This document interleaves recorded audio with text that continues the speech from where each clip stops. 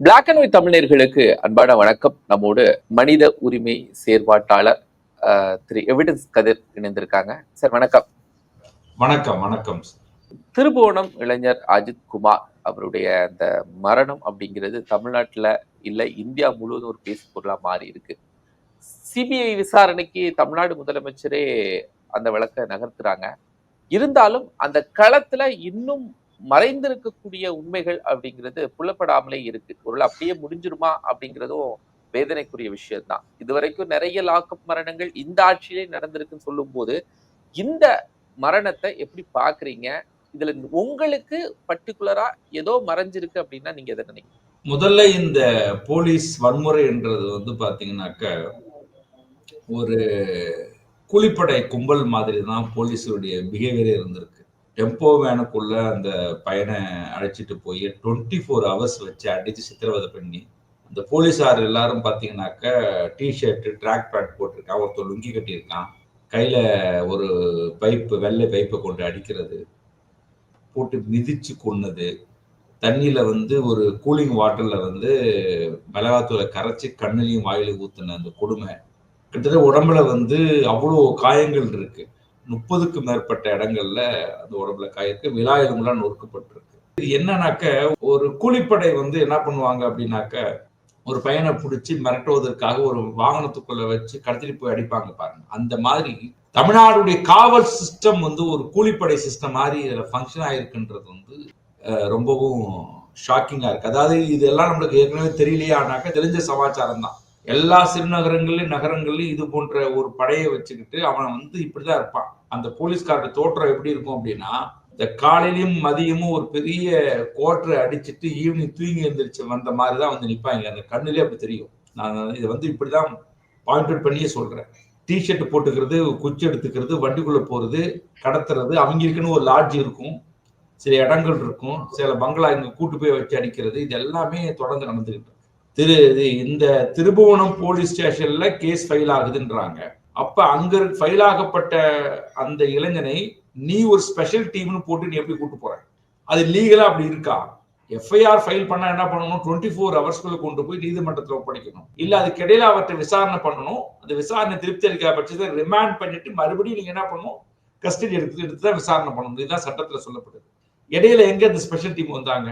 அது எப்படி டிஎஸ்பி ஏன் பிரஷர் கொடுத்தாரு? எஸ்பி ஏன் பிரஷர் கொடுத்தாரு? வெறும் 9.5 பவுன் நகை, அந்த பவுனுக்கு நகைக்காக இவ்வளவு தூரம் வச்சு அடிச்சு, இதெல்லாம் 3 நேரடி சாட்சிகள் இருக்காங்க. அஜித்குமாரோட தம்பி இருக்கிறாரு, அப்ப 2 இளைஞர்கள், மொத்தம் 3 பேர் இருக்கிறாங்க. அவங்க கண் முன்னாடிதான் அவன் செத்து போறான். அடிச்சு மிதிச்சு அப்படியே செத்து போறான். யூரின் வெளியே வந்த நிலையில, மோஷன் வெளியில வந்த நிலையில. அப்ப ஒரு போலீஸ்காரன் நீங்க என்ன பண்றான் அப்படின்னாக்க ஒரு கொடூரமான ஒரு மரண தண்டனை கொடுப்பாங்க பாருங்க. மரண தண்டனையை கொடுத்து ஒரு மேல குற்றச்சாட்டு வைக்கி சிறையில பல ஆண்டு காலம் கழித்து திடீர்னு தூக்குல ஏறி கொள்ற ஒரு சிஸ்டம், அந்த மாதிரி ஒரு ஷார்ட் டைம்ல இவ்வளவு கொள்றாங்க அப்படின்னா, நான் கேட்கிறேன், பல ஆயிரக்கணக்கான வழக்குகள் தமிழ்நாட்டுல கோடிக்கணக்கான வழக்குகள் ஊழல் பண்ணப்பட்ட பல வழக்குகள் பெண்டிங்ல கிடக்கு. வெறும் அவ்வளவு ஸ்பீடா பிடிச்சி அந்த பையன் நகையை எடுக்கலன்றான். நகையை எடுக்கலன்ற பையனை போட்டு எப்படி பண்ணணும்? இப்ப இல்ல, அவன் ஒன்னும் ஹாபிச்சுவல் அஃபெண்டர் இல்ல. அது ஃபர்ஸ்ட் ஒரு விஷயம். அப்ப ஹாபிச்சுவல் அஃபெண்டர்னா இவ்வளவு அடிய தாங்கக்கூடிய ஒரு உடல் வலிமை இருக்கும். இல்ல, அந்த பையன் என்னன்னாங்க அடிக்கும் போது என்ன பண்றான்னா, தம்பியை கண்ணு முன்னாடியே ஒரு கர்மாய் கூட்டு போறாங்க. இந்த கர்மாய்க்கெல்லாம் போய் பார்த்த ஆய்வுல அந்த திருமங்கலத்துல இருந்து ஒரு இது மானாமதுரை போற ரோட்ல ஒரு 6-7 கிலோமீட்டர் அந்த கம்மாய் இருக்கு. ஒரு உள்ள ஒரு இது வயல்வெளி மாதிரி இருக்கு, தோப்பு மாதிரி இருக்கு. அந்த தோப்புக்கு அருகாமையில் கம்மாய் இருக்கு. அங்கதான் வச்சு இந்த டார்ச்சர் ஃபர்ஸ்ட் அடிக்கிறாங்க. அதுக்கப்புறம் அந்த பையன் வலி தாங்க முடியாம தம்பியை முட்டி போட்டு அடிக்கிறாங்க. தம்பியை முட்டி போட வச்சு இவன் சட்டை கிழிஞ்சு போச்சு. நீங்க அடிக்கிற ஒரு வீடியோ காட்சி பார்த்துருப்பீங்க. அது ஒரு டிஷர்ட் போட்டிருப்பான். டிஷர்ட் யாருன்னா தம்பியோடைய டிஷர்ட். அவன் சட்டையை கிழிச்சிட்டாங்க போலீஸ் அடிச்சு. அதனால தன் அண்ணனுக்கு அந்த டிஷர்ட்டை மாட்டி விடுறான். அதை பார்த்து அவன் அப்படி நிர்வாணமா அடிவாங்கிறத பார்த்துட்டு அவன் மாட்டி விட்டு அவன் சட்டை இல்லாம நிக்கிறான். இதான் நடந்துச்சு. அதான் டிஷர்ட்ல அவன் கம்பெனி பேர் இருக்கும், தம்பியோடைய கம்பெனி பேர். இப்ப என்ன பண்றான்? அடிச்சு அடியில இந்த வலி தாங்க முடியாம என்ன பண்ணிடுறான், நான் தான் நகையை எடுத்தேன், கோவில பின்னாடி ஒளிச்சு வச்சிருக்கேன்னு இருக்கான். பொய் சொல்லியிருக்கான். அவன் நகையை எடுக்கல, ஒளிச்சு வைக்கல, தெரியாது. அங்க எடுக்க போகும்போது திருப்பி அவன் நகை இல்லாம சொல்றான், சார் என்னால் நகையை எடுக்கல, நீங்க அடி தாங்க முடியாம நான் வந்துட்டு கொஞ்ச நேரம் என்ன கேப் விடுவீங்கன்றதுக்காக தான் நான் செஞ்சேன். எவ்வளவு பெரிய கொடுமை பாருங்க. அப்ப ஒரு காவல் விசாரணைன்றது நீங்க லீகலா விசாரணை பண்ணாம, சயின்டிபிக்கா விசாரணை பண்ணாம, தகுந்த ஆதாரங்கள், சாட்சியங்கள் விசாரணை பண்ணாம, இப்படி ஷார்ட்கட் மெத்தட்ல இந்த மாதிரி அப்ப பல பேர் உண்மை ஒத்துக்கிட்டான்றத இப்படிதான் பண்றது. அவன் உண்மையான குற்றவாளி இல்ல. அப்ப நீ அவ்வளவு சித்திரவதை பண்ணி கைய வைக்கிறதுக்கு உங்களுக்கு சட்டத்தில் இடம் கிடையாது. நீங்க குற்றம் சாட்டப்பட்ட ஒருவரை அவருக்கு எதிராக சாட்சியம் அளிக்க வற்புறுத்தக்கூடாதுன்னு ஆர்டிகல் இந்தியன் கான்ஸ்டிடியூஷன்ல ஆர்டிகல் 22 தெளிவா சொல்லுது. 20, 21, 22 மூணுமே போலீஸ் பத்தின பிரிவுகள். சித்திரவதை செய்யக்கூடாது, அரெஸ்ட் பண்ணணும், 24 ஹவர்ஸ்க்குள்ள நீதிமன்றத்தில் ஒப்படைக்கணும்னு இந்திய அரசியல் சாசனம் சொல்லப்பட்டிருக்கு. இது எதுவுமே ஃபாலோ பண்ணல. ஏன்னா இவங்களே வந்து அப்படிதான் இருக்கானுங்க. அந்த பையனை 24 மணி நேரம் மேல கூட்டு போறானுங்கல்ல, நைட்ல இந்த பஸ் ஸ்டாண்ட் எல்லாம் வச்சு முட்டிப்பட வச்சு அடிச்சிருக்கானுங்க. அந்த சிசிடி கேமராவை வந்து இது விவகாரம் பெருசாவதுன்னு உடனே எங்கெங்கெல்லாம் கூட்டு போகணுமே அங்கெல்லாம் எந்தெந்த சிசிடி கேமரா இருக்கோ அந்த சிசிடி கேமரா பறிச்சிருக்காங்க போலீஸ். அப்ப இது என்னமோ நீங்க எனக்கு என்னமோ ஒரு புகார் கொடுத்தாங்க அப்படின்னாக்க, இப்ப ஒரு பிரபல பத்திரிகையில அந்த பெண் சொன்னதாக ஒரு 2 ஹவர்ஸ்க்கு முன்னாடி ஒரு செய்தி போட்டிருக்காங்க. எல்லாம் என்ன குறை சொல்றீங்க, நானே 2 லட்சம் ரூபாய் பணத்தை கொடுத்தேன் சிவகங்கை போலீஸுக்கு, என் நகையை கண்டுபிடிச்சு கொடுங்கன்னு சொல்லி 2 லட்சம் ரூபாய் பணத்தை கொடுத்தேன் அப்படின்றாங்க. அப்ப இந்த 2 லட்சம் ரூபாய் பணத்துக்காக கூலிப்படையா மாறி இவங்க அடிச்சாங்களா? சிவகங்கை போலீஸ்னா யார்? அந்த டிஎஸ்பிக்கா?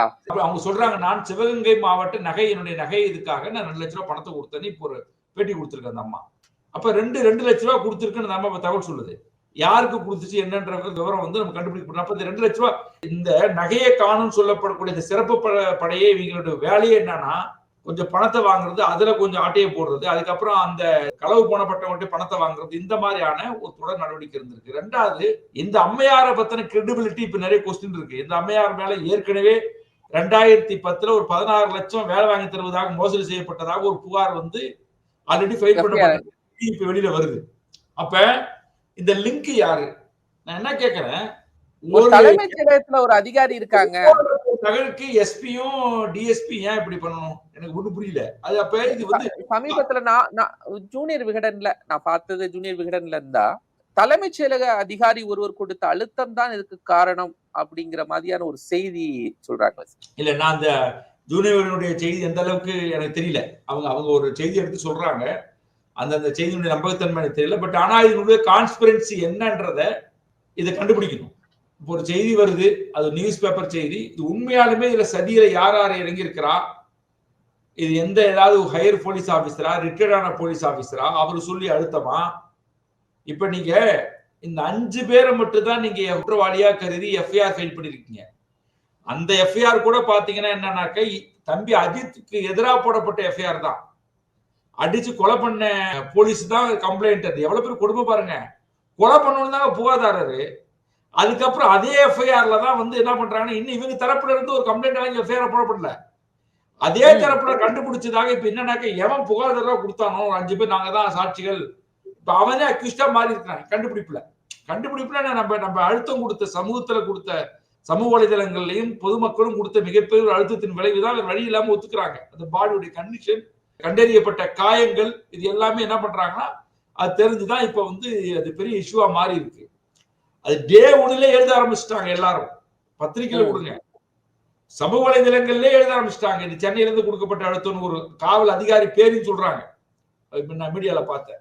சரி, அது வந்து இப்ப சயின்டிபிக்கா அது உறுதிப்படுத்தப்படலன்றக்காக நான் அதுக்குள்ள போகல. ஆனால் இதுல நிறைய கான்ஸ்பிரன்சி இருக்கு, சதிக்கான முகாந்திரம் இருக்கு. இது எதுவும் ஒரு 9 பவுனுக்காக ஒரு கூலிப்படை மாதிரி ஒருத்தர் நடிச்சு கொள்றான்றது வந்து அது இந்த பீரியட் இல்ல. இந்த சமயங்களை பண்றான்னா வேற ஏதோ பெரிய பணம் கைமாறி இருக்கும், இல்ல யாராவது சொல்லி அவனை வந்து அடிச்சு உண்மை வர வைங்கன்றாங்க. இன்னொரு செய்தி சொல்லப்படுது, அந்த வயதான ஒரு அம்மாவை கூட்டு போறதா சொல்றாங்கல்ல இவங்க, சிவகாமி. இவங்க ஒரு தள்ளுவன் அந்த தம்பி வந்து அங்க ஒரு வண்டியில வச்சுதான் கூட்டு போனோம். அப்போ வந்து நாங்க ஒரு 5 பேர் இருக்கோம், ஆளுக்கு 100 ரூபான்னு ஒரு 500 ரூபாய் கேட்டதாகவும் அதனால பிரச்சனை ஏற்பட்டதாகவும். ஏங்க நான் என்ன கேக்குறேன், ஒரு கார் பார்க்கிங்ல இது ஒரு லாஜிக்கா இருக்கா? விடுறாங்க அப்படின்னா கையில இருக்கிற பேக் எடுத்துட்டு போக மாட்டாங்களா? 10 பவுன் நகையை வந்து கார்ல வச்சுட்டு போவாங்களா?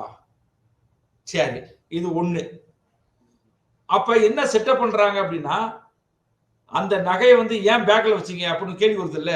அவங்க அம்மாவுக்கு ஸ்கேன் பண்ண போனாங்களாம். இது எஃப்ஐஆர்ல வருது. அந்த ஸ்கேன் பண்ணும்போது நகையை கழட்டணுமா, அதனால கழட்டி வச்சாங்களாம். சரி, ஒரு உள்ள போய் சாமி கும்பிட்டு வரீங்க, நகையை நீங்க இது பண்றீங்க, வாங்குறீங்க, என்ன தோணும்? நகை இருக்கான்னு பார்க்க தோணுமா, தோணாதா? அதாவது கோயிலுக்குள்ள போகும்போது ஒரு செருப்பை கலத்தி போட்டாலே செருப்பு இருக்கான்னு யோசிச்சுட்டு போகக்கூடிய நபர்கள். இவங்க போயிட்டாங்களாம். கொஞ்சம் தூரம் போன பிறகுதான் நகையை வந்து ஏதோ எடுக்கணும் அப்படின்னு பார்க்கும்போது திரும்பி பார்த்தாங்களாம், அந்த பேக்குள்ள நகையை காணுமா. இது என்ன ஒரு, இது எவனாவது நம்புற மாதிரி இருக்கா? சரி, இப்ப நகையாவது கண்டுபிடிச்சாங்களா சார்? இவ்வளவு நகையை கண்டுபிடிக்கலையே, நகையை யாருமே எடுக்கலையே, நகையை வந்து அந்த பையன் எடுக்கலையே. இவங்க சொல்ற மாதிரி நகை முதலமைச்சர் தலையிட்ட பிறகும் கூட திருட்டு போன நகைன்னு சொல்லப்படுறாங்க. அது கண்டுபிடிக்க முடியல.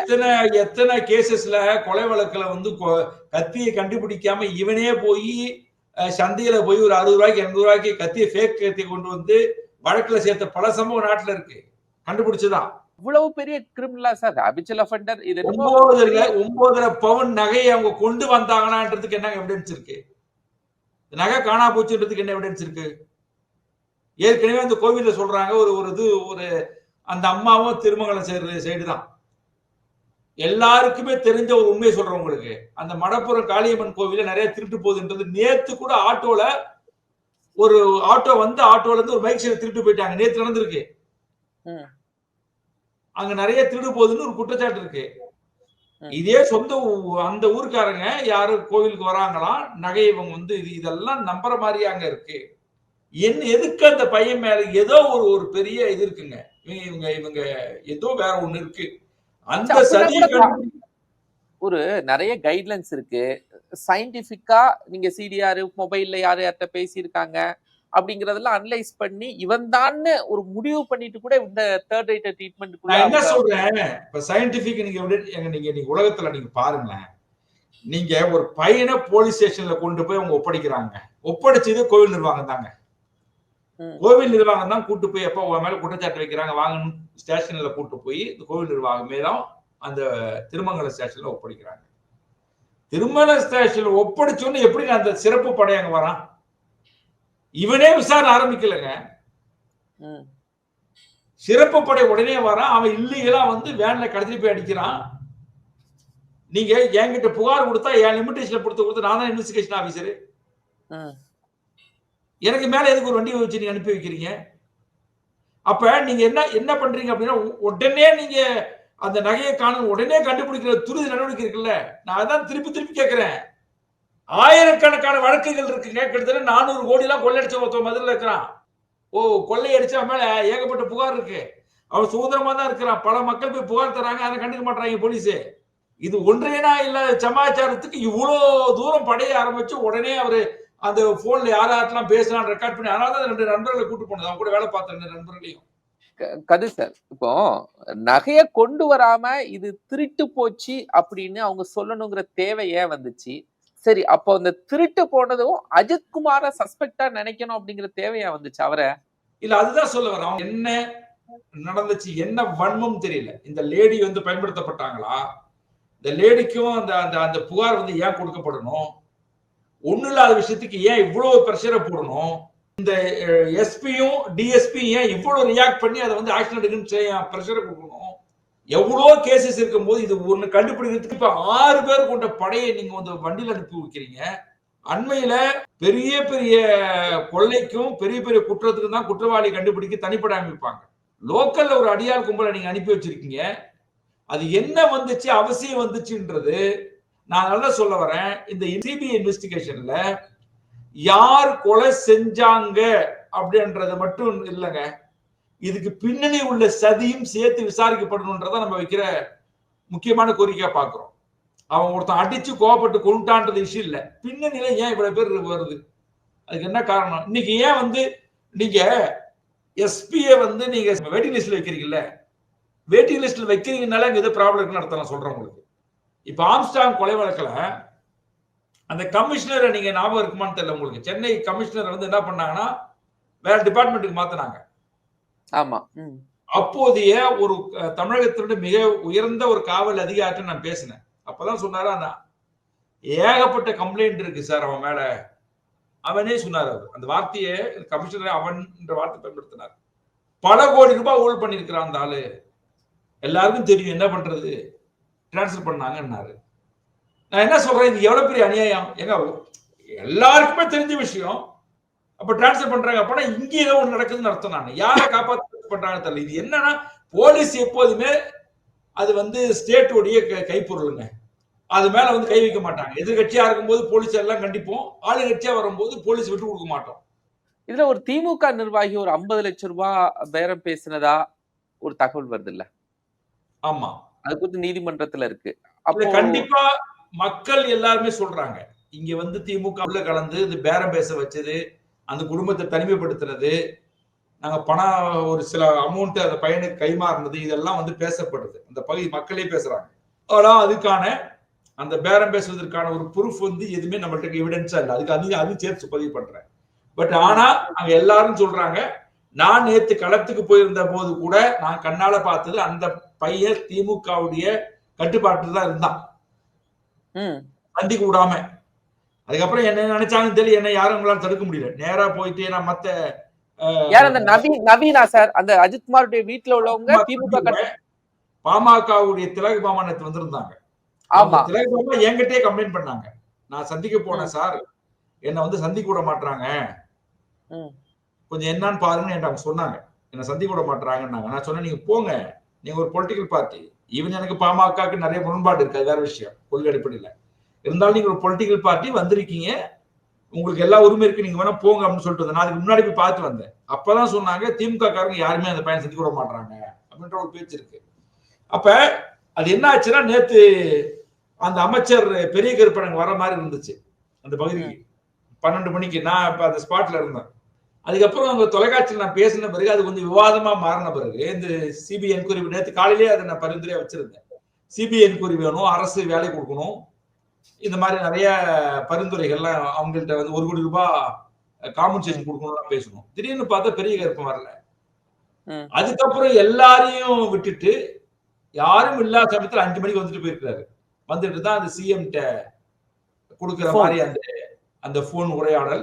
இது காலையில அதிகாலையில 5 மணிக்கு பெரிய கருப்பன் தொலைபேசி மாலை 5 மணிக்கு, நேற்று மாலை 5 மணிக்கு 12 மணிக்கு அங்க வராருன்ட்டு தான் வந்து எல்லாரும் காத்திருந்தாங்க. அவர் வந்துட்டாருன்ட்டாங்க, அவர் வந்துட்டு இருக்காருன்னாங்க. அப்புறம் ஏன் இடைப்பட்ட நேரத்துல வரலன்றது தெரியல. அங்க அங்க அங்க பகுதியில வந்து கொஞ்சம் அதிருப்தி இருந்துச்சுன்னு யாரோ சொல்லியிருக்கிறாங்க. அது அடிப்படையில் அவர் வரல ஸ்பாட். அதுக்கப்புறம் தான் வந்தார். கிட்டத்தட்ட இப்போ இந்த சம்பவம் எல்லாம் பார்க்கும்போது அரசியல்வாதிகள் சம்பந்தப்பட்டு இருக்கிறது அழுத்தம் அப்படிங்கறதெல்லாம் புலப்படுது. கண்டிப்பா புலப்படுது. இது பொலிட்டீஷியன்ஸ் வந்து உள்ள இருக்கிறாங்க. அது யாரு என்றத வந்து கண்டுபிடிக்கணும். அவங்க நான் என்ன சொல்றேன், முதலமைச்சருக்கு போலியா சார்? இப்ப இந்த ரிப்போர்ட், இந்த நோட்டு முதலமைச்சருக்கு போலியா? முதலமைச்சர் போன் பேசும்போது கூட என்ன சொல்றாருன்னா, காவல்துறையில யார் இதுல ஈடுபட்டு இருக்காங்க, அவங்க மேல நடவடிக்கை எடுக்கப்படும், சீரியஸா நடவடிக்கை எடுக்கப்படும். முதலமைச்சர் முதல்ல என்ன சொன்னாரு, இந்த ஆட்சியின் மீது களங்கத்தை கற்பிக்காதீங்க, இது வலிப்பு வழியால் வந்தது, எல்லாத்தையும் அரசியலா பார்க்காதீங்கன்னு வார்த்தை சொன்னார். முதல்ல அப்படிதான் சொன்னாரு. நேற்று ரகுபதியும் சொன்னாரு, இது லாக்அப் டெத் கிடையாது, இதையும் சாத்தான்குளத்தை ஒன்னா பார்க்க கூடாதுன்னாரு. திமுகவுடைய ரகுபதி சொன்னார். நான் என்ன கேட்கிறேன், சாத்தான்குளம் வருகிற போது எடப்பாடி அப்போதைய முதலமைச்சர் என்ன சொன்னாருன்னா, சாத்தான்குளத்துல காவல் நிலைய மரணம் இல்லை, ஏற்கனவே அவனுக்கு இதய கோளாறு இருந்துச்சு அப்படின்னாங்க.